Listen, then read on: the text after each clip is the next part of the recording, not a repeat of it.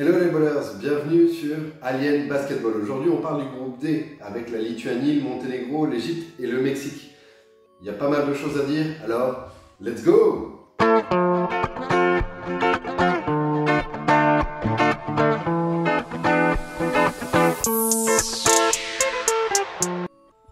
Alors pour ce groupe D, on commence avec le Mexique, dont la star est Francisco Paco Cruz.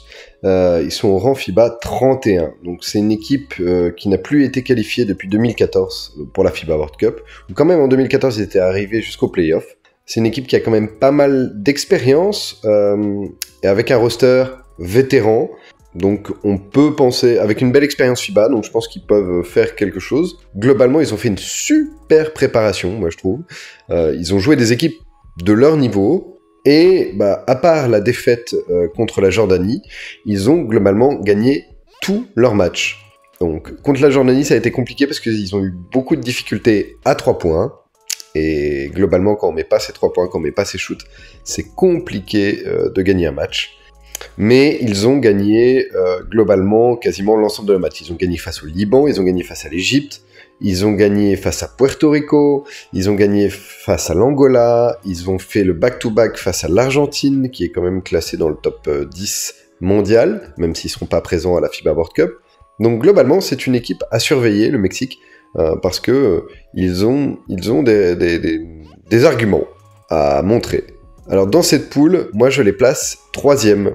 Je les place 3e parce que j'ai d'autres équipes préférées, entre guillemets, que je suis depuis plus longtemps, dont je vous parlerai ensuite. On continue avec l'Égypte, dont la star est Amer Abdelhaim. Ils sont au rang FIBA 55, donc c'est une équipe qui a une histoire très très riche et un effectif vétéran rompu au match FIBA. Ils ont une histoire très riche, que ce soit en basket FIBA ou même au niveau du basket africain. D'ailleurs, un de leurs joueurs détient le 2e record de l'histoire du basket africain en termes de points, avec 42 points sur un match, ce qui est assez extraordinaire. Ils ont quand même eu une défaite assez sévère face à la Chine, sans Kyle Anderson, et une victoire face à une équipe en dents de scie de Géorgie. La Géorgie, un coup c'est extraordinaire, un coup c'est une catastrophe. Là, c'était une catastrophe. J'attends de voir ce qu'ils vont faire face à la République dominicaine, mais pour l'instant, ils sont sur 2 victoires pour 2 défaites sur 4 matchs. Donc, on va dire une préparation relativement décevante, parce que globalement, le but c'est d'engranger des victoires pour arriver avec aussi pas mal de confiance. Donc hélas, je les vois perdre beaucoup de matchs dans cette poule, de peu de points, mais que des défaites, et je les vois à la décevante 4e place. On continue avec le Monténégro, qui est l'ancien plus petit pays qualifié à une compétition internationale FIBA, dont la star est Nikola Vucevic, qui sont au rang FIBA numéro 18. Alors Nikola Vucevic, moi c'est un joueur que j'adore, c'est l'ancien meilleur pote de Evan Fournier. Ils ont joué ensemble aux Orlando Magic, c'était un peu les 2 franchise players à ce moment-là des Orlando Magic. C'est un joueur qui en plus parle français, je crois qu'il est né en Suisse, si je ne m'abuse, et où il a été éduqué en Suisse francophone, et donc du coup il parle très très bien français. C'est quelqu'un que je suis sur les réseaux, qui est très intéressant à suivre, très sympa.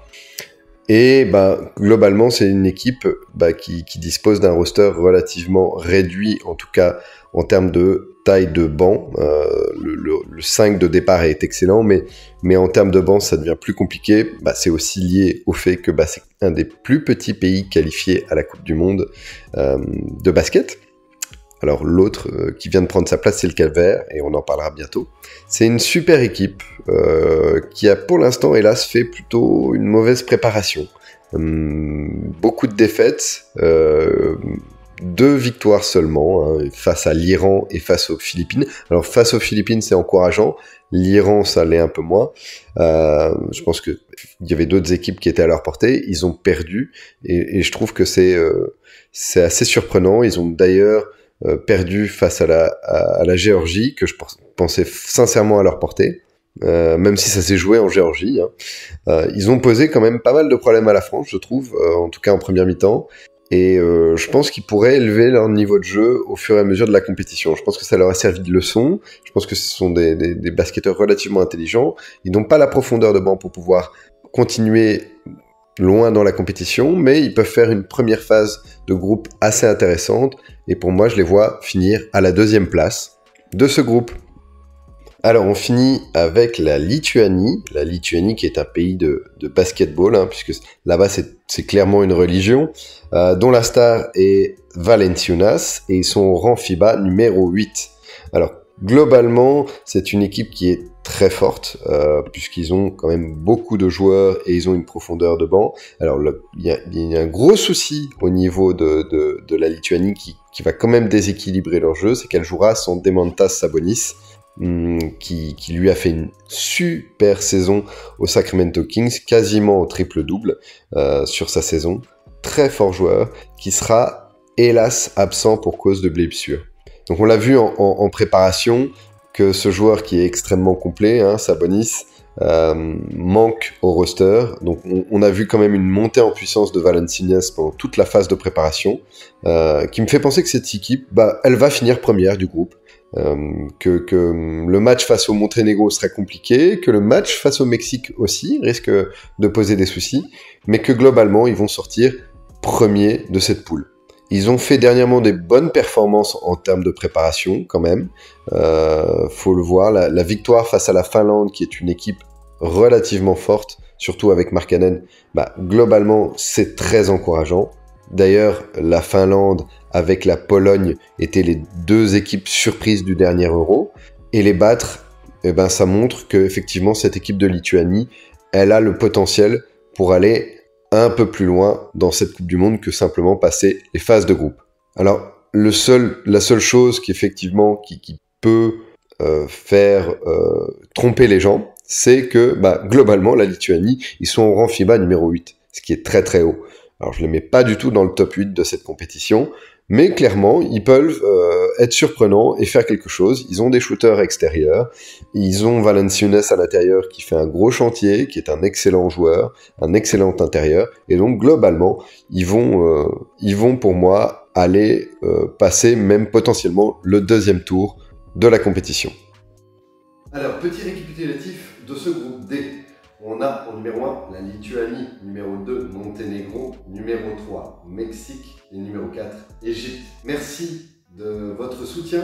Continuez à vous abonner, à liker, commenter, partager, activer la cloche des notifications. Tout ça est super important pour la chaîne et pour le développement de la chaîne. Et donc du coup, c'est simple. Moi, j'ai qu'une chose à vous dire. On se revoit à la prochaine vidéo. Groupe E, let's go!